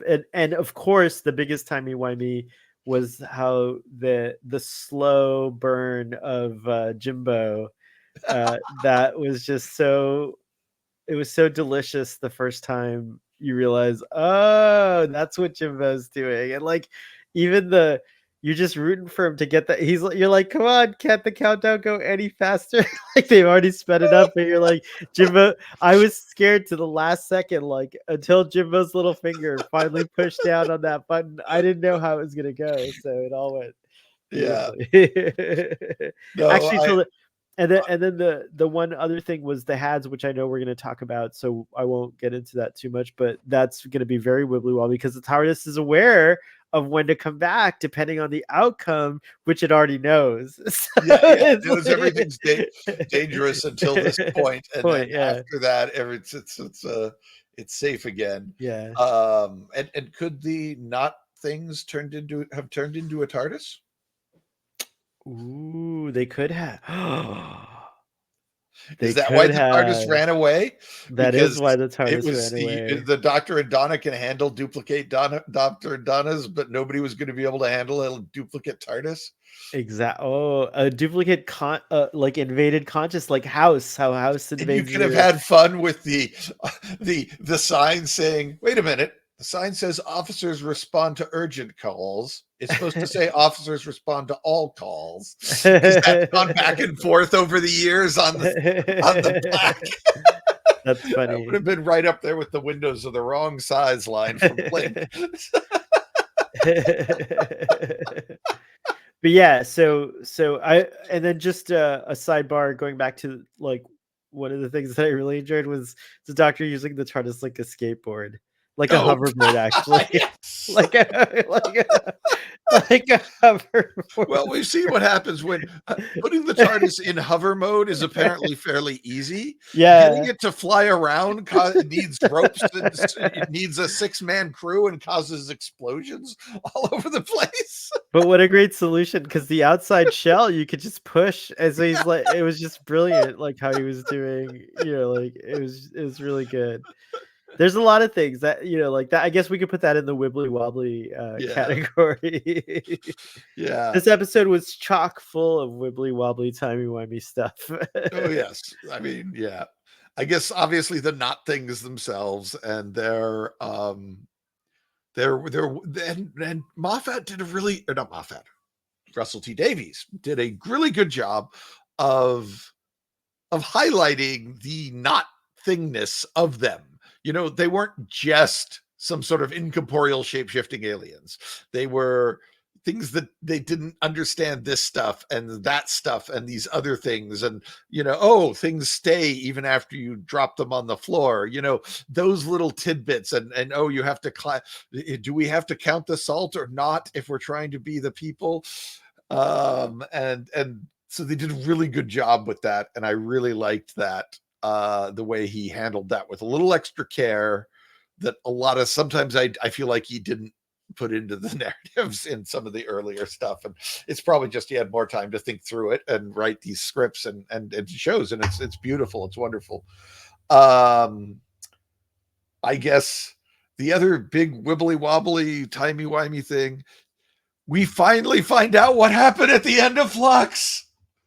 Finally, we finally find out, was the universe destroyed or did all that get undone?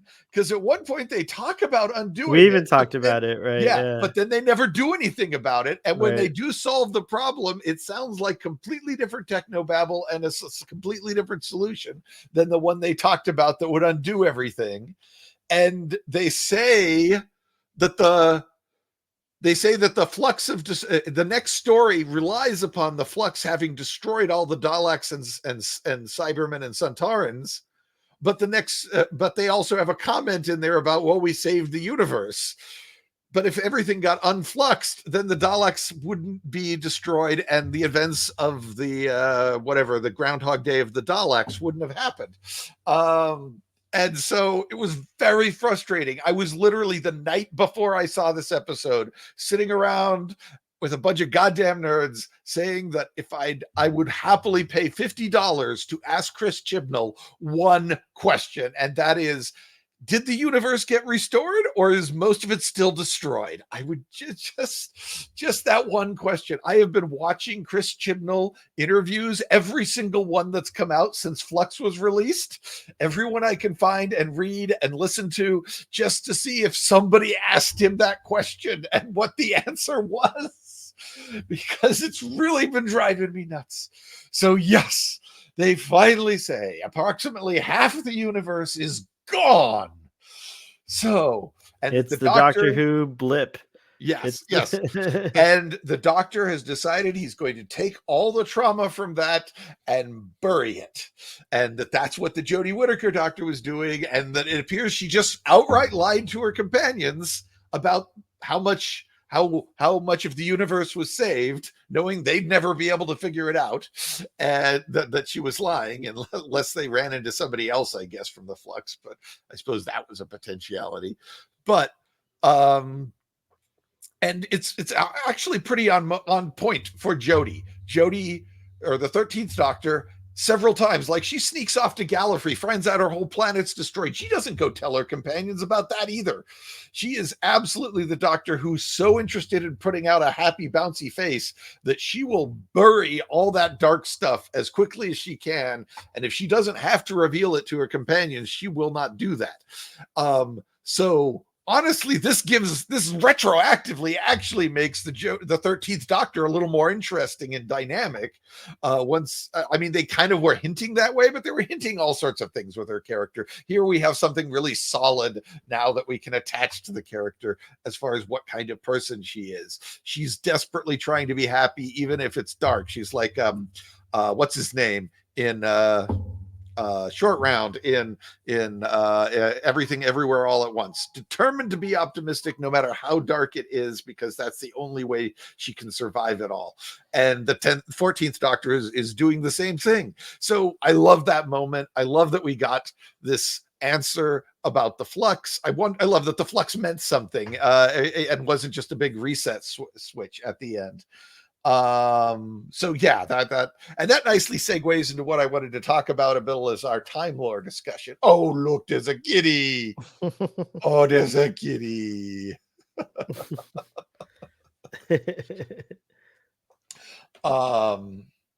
He's here to. He's actually the engineer, and he's just reminding you we're at like under a 30-minute warning before the HADS kicks in, and I get beamed away to another location.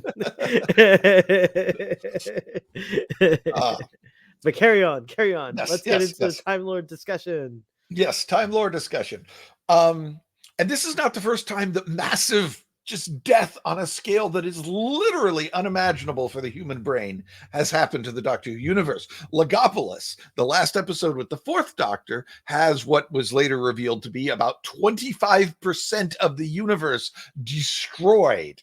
And I think I've got a slide for that. Let's see. And that would have happened let's see, try the next one. There we go. Yes, you see that black stain spreading in from one side? That is the emerald entropy wave destroying the universe, and that big blob is the whole universe. If they'd taken that ship that the Doctor and Donna were on and flown it back to the universe long enough, they would eventually have seen that outside the window. Because there was another episode where they jumped themselves outside of the universe, was Legopolis, when they're trying to get away from the emerald wave of entropy, which created the Silver Devastation, where they find baby Professor Yana. So yeah, you can actually see the formation of the Silver Devastation there. And so yeah, about 25% of the universe gets destroyed on February 28th, 1981, in the Doctor Who universe. And then of the remaining bit of the universe, on October 21st, 2021, the flux destroys another 50, starts destroying, and over the course of about less than a month, a few weeks, destroys another 50, destroys 50% of what was left. So we've got these massive devastation. Wow. So the universe was 2.7 times bigger in 1980 than it is in 2022 in Doctor Who. That's like 5 out of every 8 planets were destroyed between 1980 and 2022 in the Doctor Who universe. Man, that Doctor blood count is just going. I mean, and the Doctor accidentally allowed the Master to accidentally cause the entropy wave that destroyed everything in Legopolis. Neither of them were trying to destroy the universe. They just, the Doctor accidentally let the Master into Legopolis' through Legopolis' security systems, and then the Master was like just raising hell and causing problems, and decided to switch everything off and see what happened. And what happened was the universe gets destroyed. And in Flux, the division is popping the pimple, turns our universe into a big pimple, and starts trying to pop it, compressing it so that it squirts the division HQ vinculum into the next universe. so they're squishing. That's what the flux is a giant compression of the universe to pop the pimple of universe 1 and squirt the vinculum, which is what it's called in the script, the division HQ space station, the Celestis thing, Mictlan, as they call it in the Faction Paradox books, into universe 2. So yeah, but there have been other even more horrendous damage to the universe that most Who fans don't really think about, that have occurred. This is just a discussion of destroying space, which includes planets and stars and nebula, and all the people who are on those planets. But according to the novel The Infinity Doctors, the universe ends 100 million trillion years in the future. AD, BC, CE, Common Era, whatever, which, I mean, at that level, it doesn't, whether you subtract or add a few thousand years makes no difference. 100 million trillion, a trillion trillions years in the future. So yeah, like that number with all the zeros right there across the bottom of the page. So it finally dies, of a sort of a heat deathy type thing. And that story takes place pre-Time War. After the Time War, the TARDIS takes the Doctor forward in time, trying to get away from the fixed point that is Jack Harkness in the episode Utopia. And it goes to the end of the universe as just about the last stars are burning out. The same point that we visited in the Infinity Doctors novel. And now it's only 100 trillion years in the future. Between the start of the Time War and the end of the Time War, the universe's time, not space, was destroyed. Time was destroyed. The lifespan of the universe was reduced by a factor of 1 million trillions. That's 1 million trillions. So if the lifespan of the universe, if the lifespan of this person, let's say you got a person, and their lifespan is 300 billion years, their lifespan is now only 1 second. Wowzers. So, like the total time that the universe had to exist, to do things, to be things, The most depressing Time Lord feature. yes, yes. So when the doctor says the time war was horrible, now we don't know for sure if this massive shortening of lifespan is due to the time war. But we do know that anytime you cause a big enough change in history where it spawns an entirely separate alternate universe that never rejoins, a lot of times they won't achieve escape velocity. So as they go along, they'll kind of rejoin and merge. And there'll just be some weird historical artifacts, but only one timeline.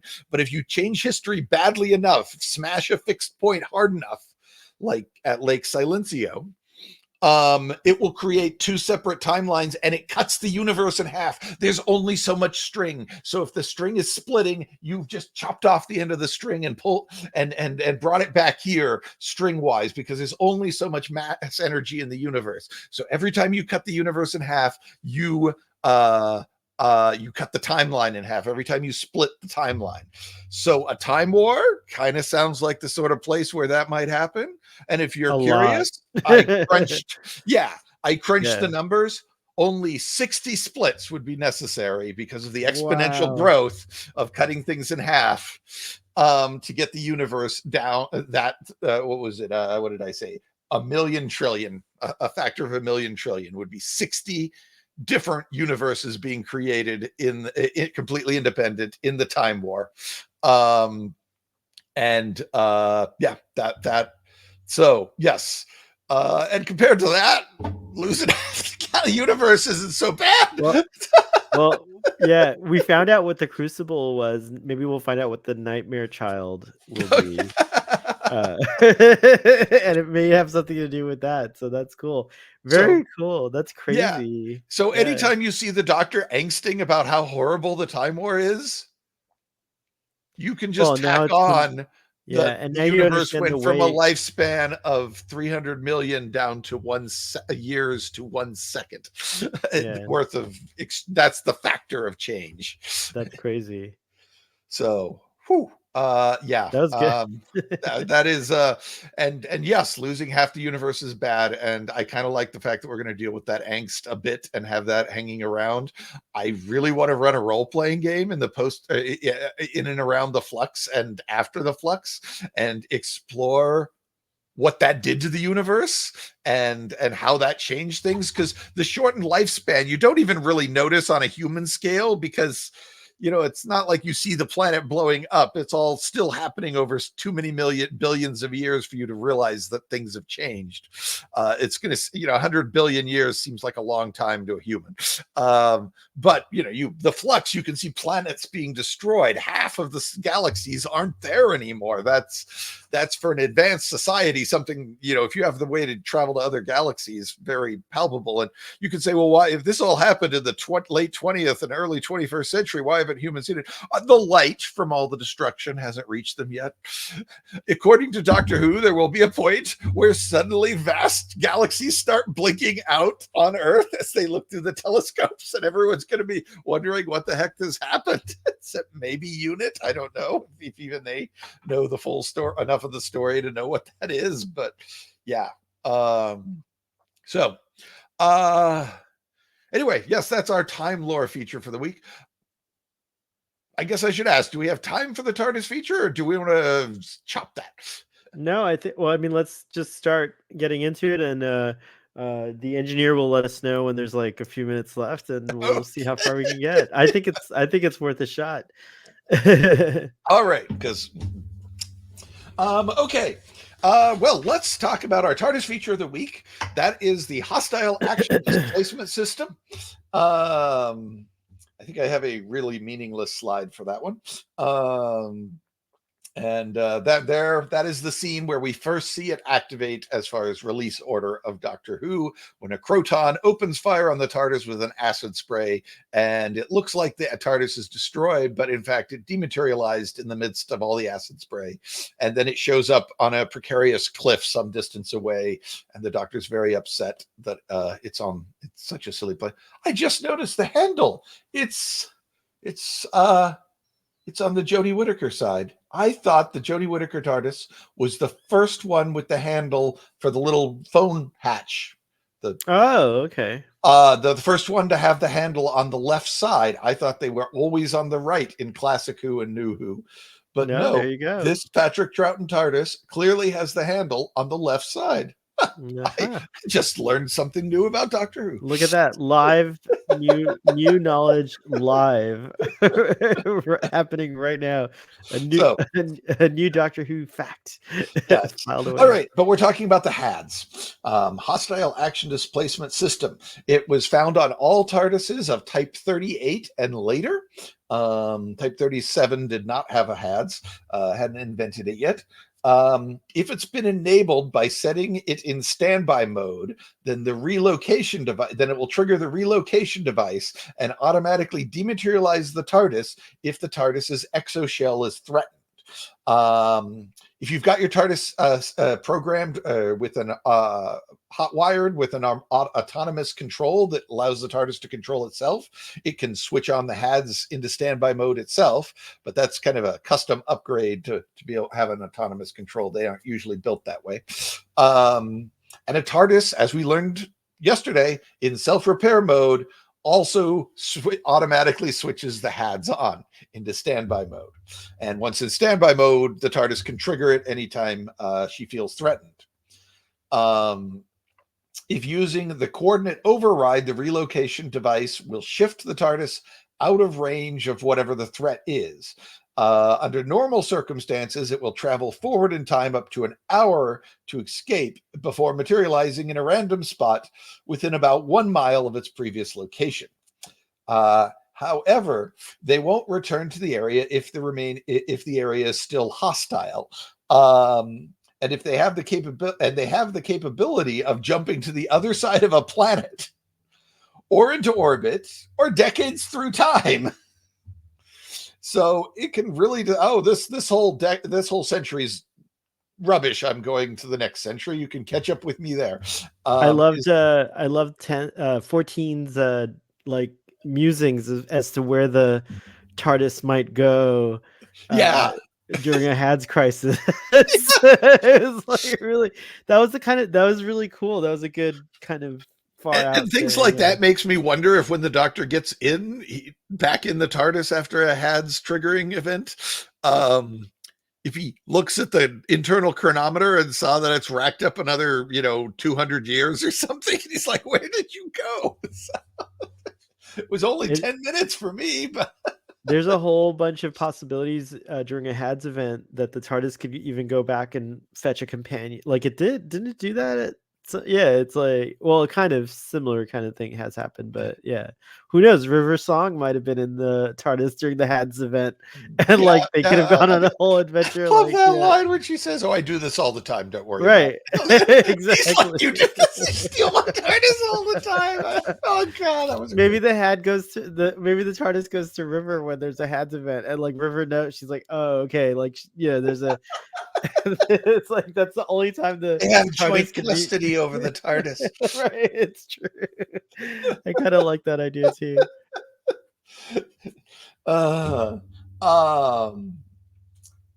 So yeah, the HADS can be set to travel in space only and not time. In which case it will find the safest area nearby. This has led to cases of a Time Lord being stranded in orbit of a dangerous world for 3 years. So yeah, you can set it so it won't do time jumps, but that it doesn't always necessarily solve the problem. As a 4-dimensional or actually 5-dimensional entity, a TARDIS is able to detect and sometimes respond to exterior dangers before a danger even manifests from a 3-dimensional point of view. Then there's a warning light on the console that indicates the present or approaching danger. And some types of dangers can be detected from up to 20,000 20 million light years away. That's crazy. That's What like, does it say about the doctor that he turns it off, the whole system off? well, because the TARDIS will run off and leave him in a tight spot. But it might even avoid the danger in the first place, according to Well, yeah, but then you end up. I want to go to that planet. Nope, I'm No, not it's true. landing. I'm going to stay in Anyways, orbit. we know that the doctor's TARDIS always takes him where he needs to go, and there Which, actually was a purpose to this land. Yeah. well, yeah, I'm kind of wondering what was the TARDIS taking the Doctor to that ship for, because it looked like that the dead space horse had sorted everything out pretty good, and the aliens were the not things were the not aliens were completely clueless about the self-destruct. So I'm not sure what it really accomplished by taking the Doctor there. Well, no, well, it got there because it was wild from the coffee. Yeah. And then so the TARDIS didn't really. I think that was a rare moment where the TARDIS kind of freaked out or hiccuped, if you will. You know what I mean? Yeah. And then to correct it though, it had to do it had to turn on the HADs and all that stuff. Poor Stuff. Donna. Otherwise, poor TARDIS. When Jackie pours tea on the console, it brings David Tennant back to life. When Donna pours coffee on the TARDIS, it just screws everything up. The TARDIS has a bias. Yes, it likes Jackie Tyler. Ponder that. Take that home and think about it. TARDIS prefers Jackie to Donna. Let's see. There's an anti-collision device that can be used to trigger the set up to attach to the HADs, so that will trigger. The device HADs can also be triggered by excessive time winds in the vortex, or being in the presence. Did they mention the collision thing or HADs? Did it come up in the Journey to the Center of the TARDIS episode? Like there was a reason it got to be sucked up by the thing. Like there was something. Well, he put the TARDIS into basic mode, so that basic mode, all the defense mechanisms. Oh yeah, the HADs is definitely one of the defense mechanisms. Sorry, carry on. No, you asked a question. I answered it. Let's see. And the capsule will also take off if it's in the presence of a immortal who's a fixed point in space-time, and run to the end of the universe whenever that might turn out to be at any given point. Unauthorized personnel who try to use a manumitter to sever a TARDIS's symbiotic link, that generally triggers the HADs as well as other defense mechanisms. So if you try to use a manumitter on a TARDIS, which is a device for chopping symbiotic links between Time Lords and TARDISes on a transcendental level, unless you disable the HADs, it will trigger. Where did we talk about that before? I feel like we were talking about that. Well, it might have been something else. Never mind. Yeah. The system settings sometimes need to be adjusted, as they can be oversensitive and require occasional servicing, and will sometimes suffer from minor failures if this regular servicing isn't done. It's not unknown for cannonballs or even a hailstorm to trigger the TARDIS. HADs, because of the sensitivity and the difficulty of ending a HAD's displacement before the program is completed, some Time Lords prefer not to leave the set the HADs. I mean, normally the Time Lords are in the TARDIS, so it's not such a big deal. It's very rare. Time Lords go on field missions all the time, but most of those field missions don't actually involve stepping foot outside of the TARDIS. It just involves sitting in the TARDIS and running using the scanner. And the TARDIS looks like a tree or a rock or something. It's like 4 crew members. House. Yeah. For crew members, the HADS has an emergency manual override control, which can activate the relocation device. So even if the TARDIS isn't triggering the HADS, you can trigger it if you're in there using the emergency manual override. This is the easiest way for someone who doesn't have a symbiotic nuclei to perform a TARDIS micro jump. So if you have some humans on your TARDIS and your TARDIS doesn't have a symbiotic bypass, which the Doctor's does, but all the others don't, then the only way they're going to get the TARDIS dematerialized if there's no Time Lord on board is if they use the HADS and perform a micro jump that way. The HADS system can also be set for hostile. Oh, was that the big red button? No, just kidding. That's kind of like what it does, right? It resets everything. Well, yeah, this doesn't reset things. It just triggers the HADS with a button push rather than the TARDIS using its own judgment to trigger it. I wonder if the TARDIS would manifest the button in a way that's obvious to the pilot. That's not a like push me. Yeah. Like, No. I mean, Yeah. a friendly TARDIS that is friendly with the companion could very well do that.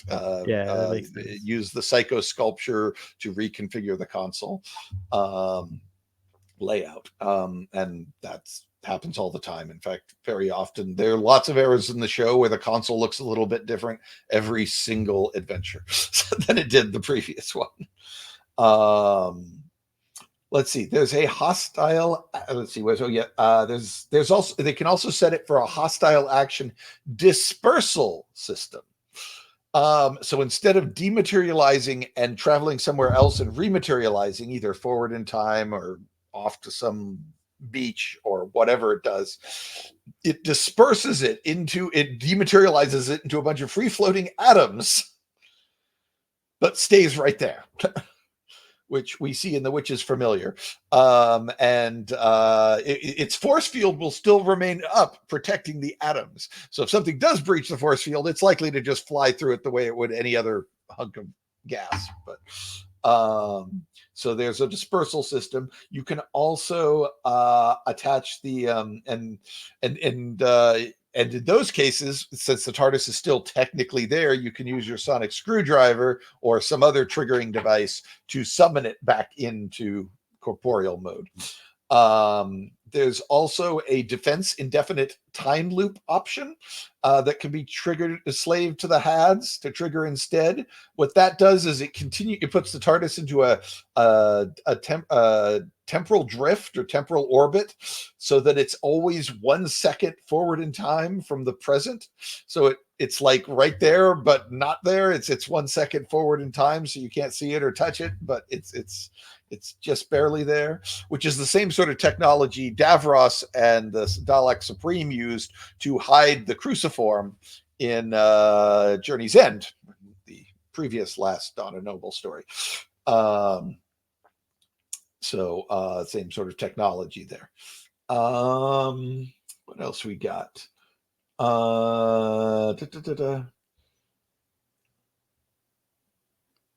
The third law of time can stress the TARDIS. Oh, yes, there we go. Yes.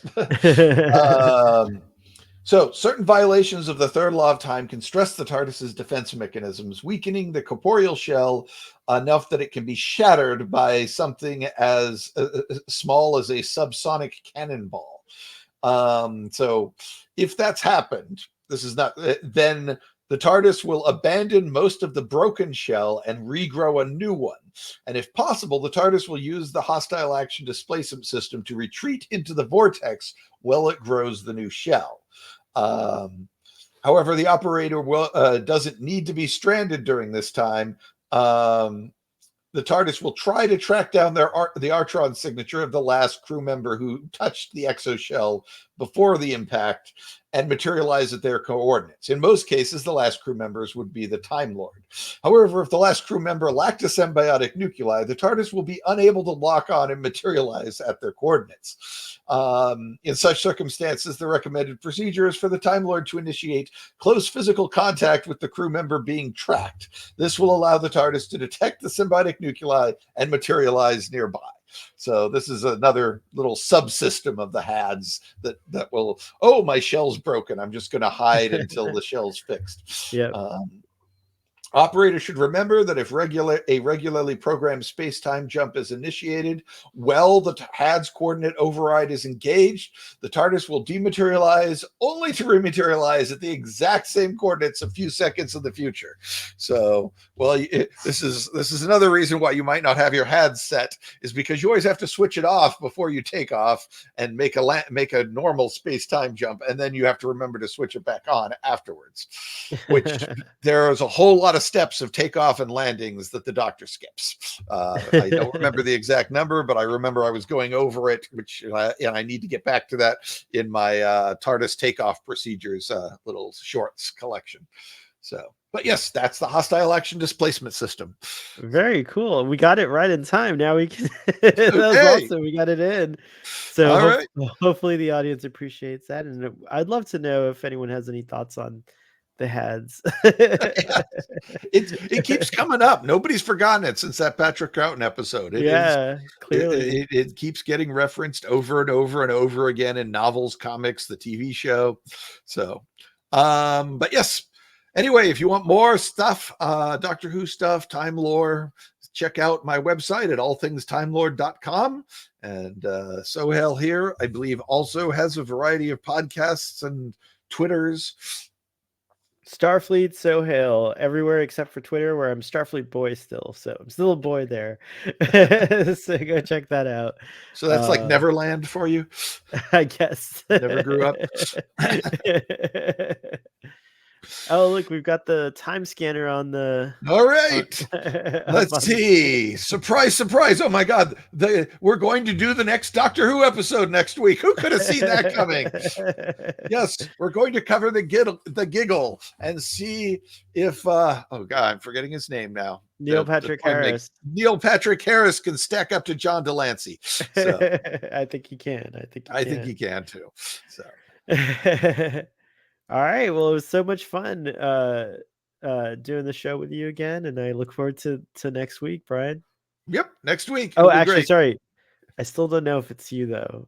The TARDIS is telling me that. Well, if it's not me now, it'll be not me then too. So it's all that's true. It'll be fine, and they'll have absorbed. Unlike the not things, they'll have absorbed all the good things about you, so it'll be okay. We'll get to see if my planned ending actually works out well, or if I show up with an eye patch and a goatee. See you later. Yeah, see you later in these time and relative dimensions in space.